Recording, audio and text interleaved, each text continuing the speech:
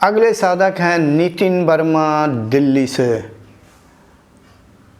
From Kurukshetra, यानी कुरुक्षेत्र के रहने वाले हैं, इस समय दिल्ली में रह रहे हैं। इनका प्रश्न है, इन्होंने लिखा है, ओम गुरुजी, साधना में अवरोध आता है और नियम टूट जाता है, फिर से शुरू करते हैं, इसमें ही लगे रहते हैं, साधना नियमित कैसे चले, कृपा कर मार्गदर्शन करें। ओम। नितिन जी,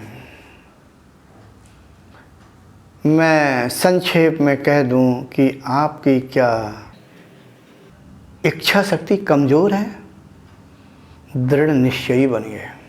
अर्थात आप अपनी इच्छा शक्ति को ऐसा बना लीजिए कि मुझे साधना करनी है तो करनी है, चाहे जितना रुकावट आए आने दो, हमें एक काम यानी यही साधना करना है तो करना। साधना में अवरोध आता है, आपका प्रश्न है। देखो, साधना में जब आप साधना करेंगे अवरोध जरूर आएंगे। उसका कारण यह है कि जब साधक साधना मतलब अभ्यास करता है या साधना होने लगती है, जब वो अंतर्मुखी होता है तो होता कि चित्त में पड़े हुए जो कर्माशय या संस्कार हैं वो बाहर की ओर तेज़ी से निकलने लगते हैं।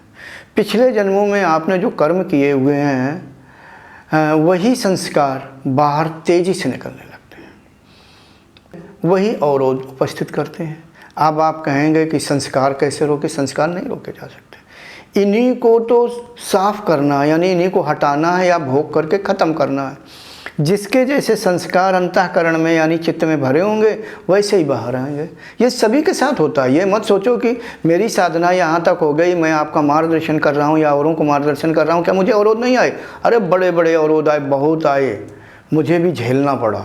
इसलिए दृढ़ निश्चयी बनिए, जब अवरोध आ जाए तो अपना धैर्य धारण करिए और संतुष्ट रहिए कि अवरोध आ गया है, लेकिन इन अवरोधों को सुलझाने का प्रयास करिए।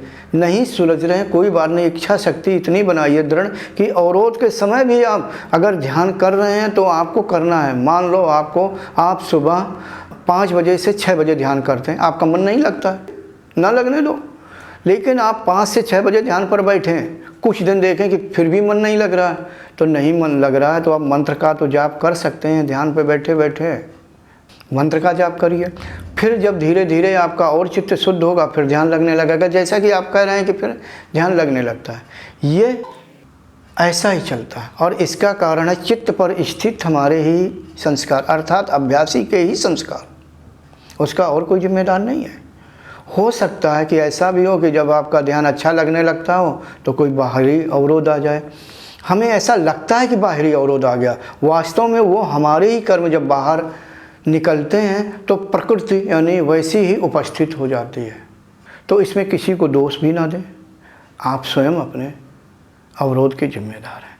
बस यही है कि अवरोधों को सुलझाएं और उन्हें धीरे धीरे भोग के नष्ट करने का प्रयास करें, मगर अभ्यास कभी ना छोड़ें। अभ्यास निरंतर करते रहें, इसके लिए कहते हैं दृढ़ निश्चयी बनो। अगर आप कमज़ोर मन वाले बनेंगे तो आप योग नहीं कर पाएंगे। अवरोध आएंगे, अवरोध नहीं आएंगे बल्कि बड़े अवरोध का मतलब बड़े बड़े कष्ट भी आते हैं, ये पूर्व जन्म में कमाए होते हैं, निकलेंगे। हो सकता है कि ऐसे ना निकले तो आपके परिवार वाले सहयोग ना दे रहे हो, अवरोध कर रहे हो, आप नहीं तो अन्य साधकों के साथ भी हो सकता है कि मोहल्ले के जो हो या आपके मित्र आपकी निंदा करते हो या मखौल उड़ाते हो, हंसते हो, कुछ और अशोभनीय शब्द कहते हो, आप ही नहीं अन्य साधकों के लिए, तो ऐसा तो चलेगा। सही बताऊं, ये अवरोध एक अच्छी चीज़ है। अवरोध यानी जो अंदर की गंदगी भरी हुई है, तमोगुणी से संबंधित जो कर्म भरे हुए हैं वो धीरे धीरे बाहर निकल रहे हैं।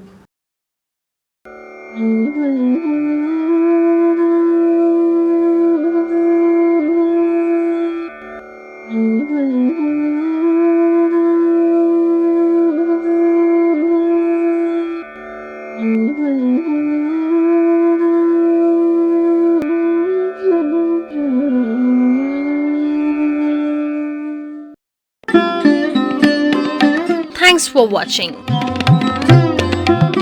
Remember to like, comment and subscribe.